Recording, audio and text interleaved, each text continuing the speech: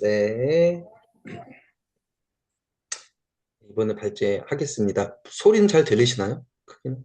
예, 네, 잘 네네. 들립니다. 네, 뭐 다들 조금만 컸으면 읽어보셨겠지만, 좋겠는데, 글씨가요. 네, 글씨요? 예, 예. 요 정도요? 예, 좋습니다. 예. 네네네. 이번에 보니까 저도 봤지만 사례나 이야기들이 굉장히 많아서 뭐랄까 뭐 굵직한 내용보다는 그런 잡스러운 설명 부연이 많아서 그걸 다 쓰긴 그래가지고 그러면 과감히 생략하고 그냥 내용만 하니까 양이 많지는 않고 그렇게 해서 진행하도록 하겠습니다. 네, 물질명령 자본주의 제2공 교환의 세계에서 제2장 시장과 경제 제가 맡은 부분 초본의 방안입니다. 서문 상업의 세계를 이해하기 위해 우리는 이제 개별적인 단위들, 읍내시장, 상점, 전기시, 거래소 등을 하나하나 떼어내어 묘사하던 단계에서 벗어나야 한다. 이제 우리의 과제는 이러한 단위들이 어떻게 서로 연결되는지, 그 무역의 회로가 어떻게 구축되는지, 그리고 상인이 어떻게 자신만의 연결망을 만들어내어 파편화된 공간을 일관된 무역지대로 통합하는지 살펴보는 것이다. 이 탐구는 두 가지 관점에서 진행된다. 첫째는 상인의 관점에서 그의 일상적인 활동과 전술을 상상해 보는 것이고, 둘째는 개인이 통제할 수 없는 영역인 시장 그 자체를 거시적으로 고찰하는 것이다. 도시적, 지역적, 국가적 혹은 국제적 규모의 이러한 시장들은 상인이 행동해야 하는 실제적인 맥락이며 그의 행동을 촉진하거나 때로는 제약하는 틀이 될 것이다. 이렇게 서문이었고요. 그다음에 2번 상인과 상업순환. 상인의 관점과 활동은 이미 우리에게 친숙하다. 그러나 우리가 여기에서 큰 관심을 기울이려는 것은 상인의 활동을 포괄하는 규칙들을 이해하는 것이다.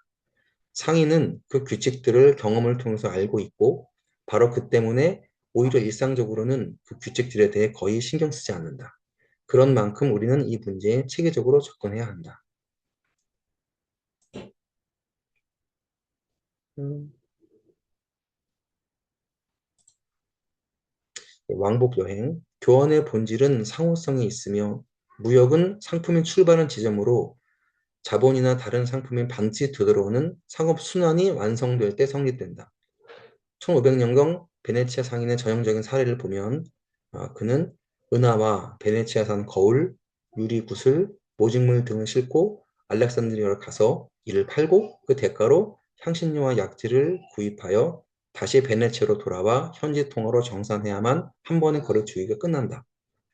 상인들은 자본이 유통되지 않고 묶여 있어 돈이 죽은 채 있는 상태를 극도로 경계했다. 베네치아의 거상 미켈 다 레체는 16세기 초 대리인에게 다른 길을 통해 자본을 빨리 회수하라고 끊임없이 지시하며 자본의 회전 속도를 이윤 극대화의 핵심으로 보았다. 무역은 단순한 왕복을 넘어 다각적 회로로 발전했다. 리버풀, 기니만, 자메이카를 잇는 삼각무역이나 보르도, 세네갈만, 마르티니크 섬을 잇는 다각적 회로가 그 좋은 예시다.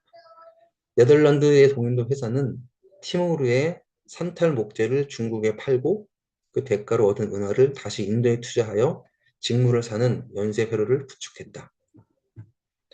타이에서는 코로만들의 직물을 팔고 일본에서 수요가 높은 사슴 가죽을 얻어 다시 유럽으로 보낼 주석을 확보하는 식의 복잡한 다각거래를 수행하였다.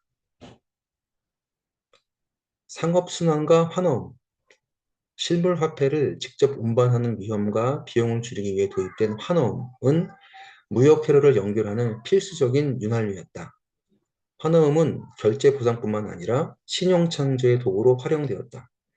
16세기 스페인의 거상 시몬 루이스는 이탈리아로 약물을 보내는 생산자들에게 대금을 미리 지급하고 환엄을 발행받아 피렌체의 대리인 발타사르 수아레스를 통해 정산함으로써 실물 은하의 이동 없이도 거대한 무역 회로를 완결했다.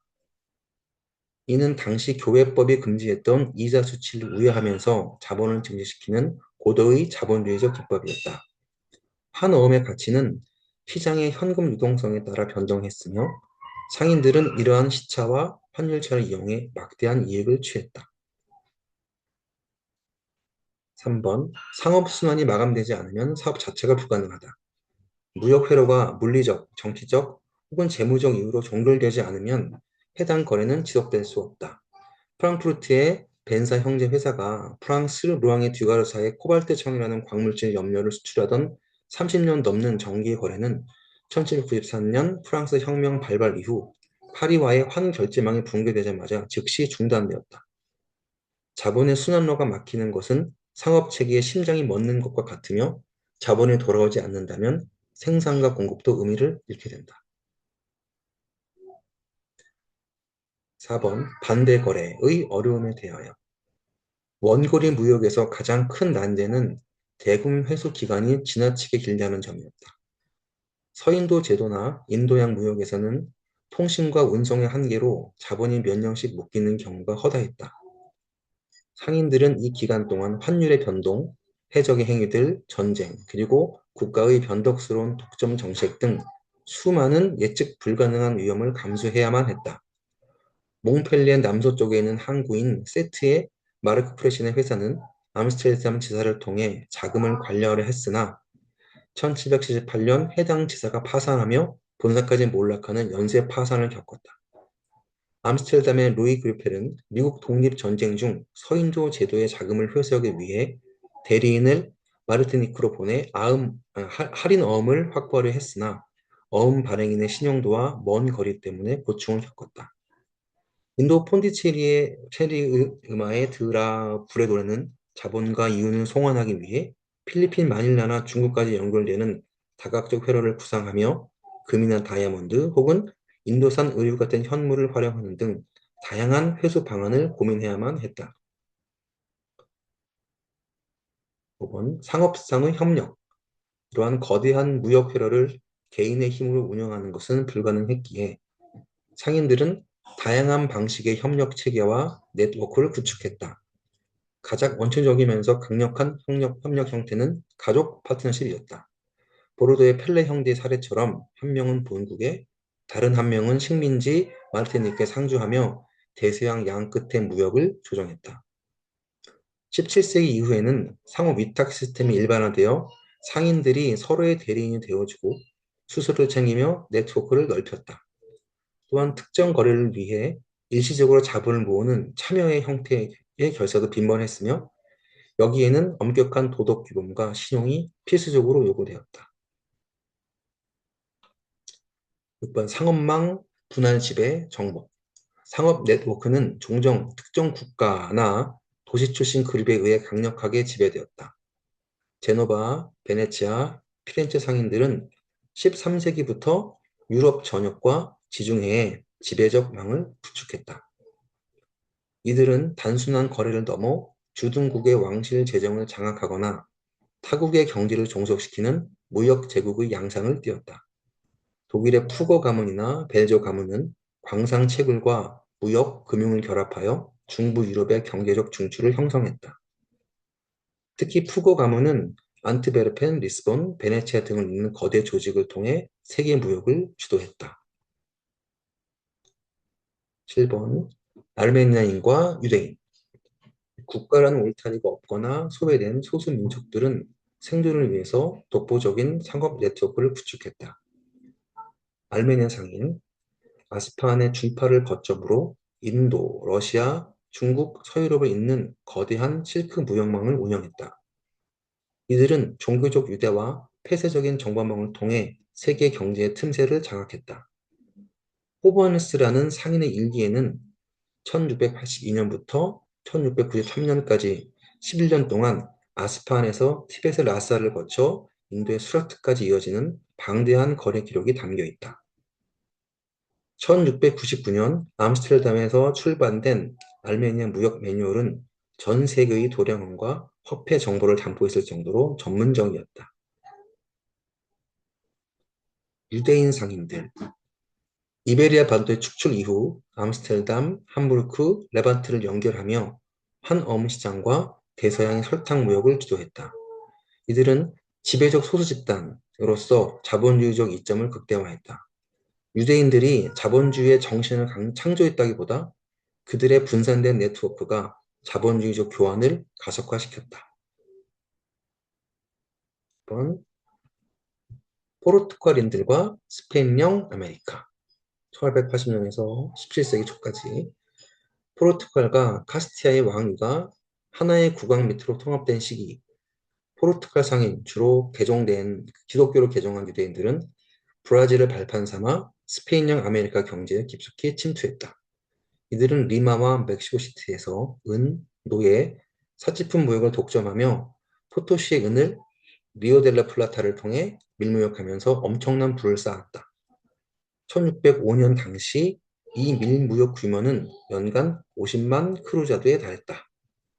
그러나 이들의 번영은 1940년대 종교 재판과 정치적 압박으로 인해 몰락하게 되었다. 9번 상충하는 상업망, 쇠퇴하는 상업망. 이런 무역 네트워크 간에는 치열한 패권 경쟁이 존재했다. 16세기 말 이탈리아와 스페인의 상권의 쇠퇴는 네덜란드와 영국 등 북유럽 네트워크의 부상으로 이어졌다. 서유럽의 상업 자본주의는 동유럽의 농업 생산 체계와 결합해서 재봉건화를 촉진하기도 했다. 이 과정에서 한 네트워크 붕괴는 인접 지역으로의 자본 이동과 구조 재편을 초래했다. 10번 지배적인 소수. 자본주의의 핵심적인 결정은 인구의 1에서 5%에 불과한 극소수 엘리트 집단에 의해 내려졌다. 베네치아, 제노바, 암스테르담, 런던 등 모든 자본주의 중심지에는 소수의 가문이 부와 권력을 독점하고 시장 경제 규칙을 자신들에게 유리하게 조작했다. 이들은 시장의 투명한 경쟁을 방해하는 지배적 소수로서 자본주의 발전을 주도했다. 소수 민족 상인들, 위그노, 유대인, 아르메니아인들은 그들만의 결속력을 바탕으로 사회적 장벽을 극복하고 경제적 패권을 유지했다. 상업의 부가가치, 수요와 공급. 1번 상업의 부가가치. 상품의 이동 거리가 멀어질수록 가격이 상승하며 이러한 공간적 격차는 무역 이윤의 핵심적인 원천이 된다. 16세기 말 스페인의 8리알 은화는 포르투갈에서 320 레이스였으나 인도에서는 480 레이스의 가치를 지녔으며 17세기 말 머슬린 한 필은 프랑스 르앙에서 3리알이었으나 스페인에서는 6리알, 아메리카에서는 12리알에 판매되었다. 운송비와 이윤. 과거의 열악한 운송 체계는 매우 높은 비용을 발생시켰다. 14세기 초 샴페인 박람회에서 피렌체로 운송된 직물의 경우 운송비와 각종 세금이 매입가의 1020%에 달했다. 특히 곡물, 소금, 목재, 포도주와 같이 부피가 크고 저렴한 상품은 운송비가 매입가보다 높은 경우가 허다했다. 예를 들어서 그레베에서 피렌체까지 불과 27km를 이동한 치안티 포도주의 가격이 무려 2540% 상승했다. 왕의 상품. 상인들은 후추, 향신료 등 원거리 이동 후에도 막대한 마진이 보장되는 상품을 왕의 상품이라 부르며 선호했다. 이러한 상품은 이동 기간이 길더라도 수요가 확실하여 손해를 볼 위험이 적었기 때문이다. 고물가와 경제적 번영. 물가가 높은 지역이 오히려 자본을 끌어당기는 자석 역할을 했다. 19세기 스페인, 17세기 네덜란드, 18세기 영국은 당시 유럽에서 물가가 가장 비싼 곳이었으나 이는 풍부한 화폐 유동성과 경제적 활력을 반영한 지표가 되었다. 케레나 갈리아이 같은 당대의 학자들도 풍요와 고물가가 곧 부라는 역설적인 논리를 펼치기로 했다. 수요 공급 2번 제1동인의 문제. 고전 경제학은 공급과 수요가 상호 보완적이며 교환을 통해 동시에 발생한다고 보았다. 하지만 역사적 사례를 볼 때 이 역학관계는 단순한 균형 그 이상이었다. 스페인령 아메리카의 무역. 16세기 세비야와 아메리카를 잇는 무역 회로에서 주도권은 시대에 따라 변했다. 초기에는 유럽의 상품의 공급, 직물, 수은, 금속 등이 동력이 되었으나 17세기 초 아메리카 은 강산의 생산성이 하락하자 전체 무역이 침체되었다. 이후 1660년경 아메리카 은 생산이 회복되자 다시 무역이 활성화되었다. 1713년 이후 영국은 자국 상품을 스페인 식민지에 강제로 공급하여 그 대가로 은을 회수했는데 이는 시장의 자발적 균형이라기보다 권력 구조에 의한 불평등한 교환이었다. 결정권의 소재, 무역 회로가 작동하려면 소유한 것과 원하는 것이 동시에 충족되어야 한다.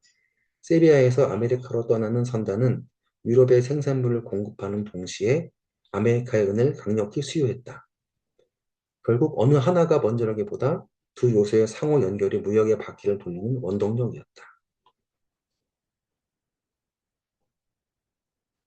3번 수요.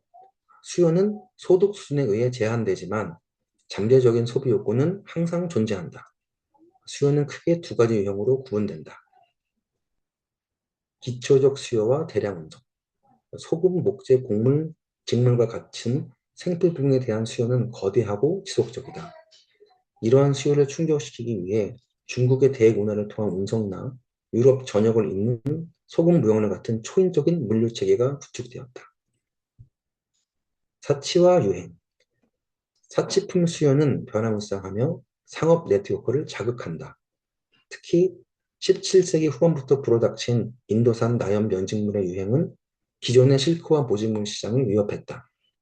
프랑스 정부가 이를 막기 위해 30차례 이상의 금지령과 혹독한 처벌, 종신계리선 노역 같은 을 내렸음에도 불구하고 소비자의 욕구와 패션의 위력은 꺾이지 않았으며 결국 1759년에 금지령이 해제되자 인도 직물 산업은 프랑스 내에 설립되고 곧 영국, 스위스 및 네덜란드, 심지어 본국이었던 인도의 산업과도 경쟁하게 되었다. 4. 공급. 전산업화 경제, 그러니까 산업화 전의 경제에서 공급은 대개 비탄력적이었다. 농업 공급은 기술적 한계와 기후 영향으로 수요에 즉각 대응하지 못했으며 이는 전반적인 경제 성장을 가로막는 병목 현상이 되었다. 네, 세이의 법칙. 여기는 제가 잠깐 책에 없는 법칙을 좀 설명을 좀 썼거든요. 되게 기본적인 법칙일 것 같아서. 세이의 법칙과 그 한계. 공급이 스스로 수요를 창출한다. 라는 명제죠. 세이의 법칙의 축약이. 그 법칙은 이제 물건이 만들어지면 그 물건을 만드는 과정에서 노동자에게는 임금이 가고 자본가에게는 이윤이 돌아가므로 결국 그 돈이 다시 물건을 사는 데 쓰인다 하는 논리입니다. 사회 전체를 보면은 이제 공급된 만큼 이제 각 부문 요소에게 소득이 가기 때문에 팔리지 않고 남는 물건, 공급 과잉은 발생할 수 없다고 보는 거죠, 우선. 설령 특정 물건이 안 팔리더라도 가격이 내려가니까 보이지 않는 손에 의해서 결국 다 팔리게 돼서 시장은 항상 균형을 찾는다는 고전학파적인 믿음인 거죠. 그래서 이제 시장을 믿기 때문에 이제 케인즈와는 반대로 여기다가 정부가 많이 개입할 여지를 최대한 최소화시키는 고전학파 논리가 기본되는 거죠. 공급주의. 그러나 이런 것이 산업혁명 이전에는 제한적으로만 적용되었다. 노동자들은 최저 생계비 수준의 임금을 받았기 때문에 그들의 소득은 대부분 식료품, 농업 공급, 구매에 사용되었고 그들이 직접 생산하는 제조업 상품에 대한 수요로는 이어지지 않았기 때문이다. 고정자본의 혁명. 초기 자본주의에서 공급의 확대는 주로 순환자본, 그 원자재 임금에 의존했으나 18세기 후반 산업혁명, 기계혁명을 거치며 고정자본, 공장, 기계의 질적 변화가 일어났다. 산업혁명은 단순한 생산량의 증대를 넘어서 저렴한 면적인 보급 사례처럼 대중의 삶의 질을 바꾸고 새로운 대규모 수요를 창출하는 공급의 승리를 의미했다. 여기까지입니다. 수고 많으셨습니다. 수고 많으셨습니다. 수고하셨습니다. 네, 수고하셨습니다. 그 놀라워. 이렇게 일찍 끝나고.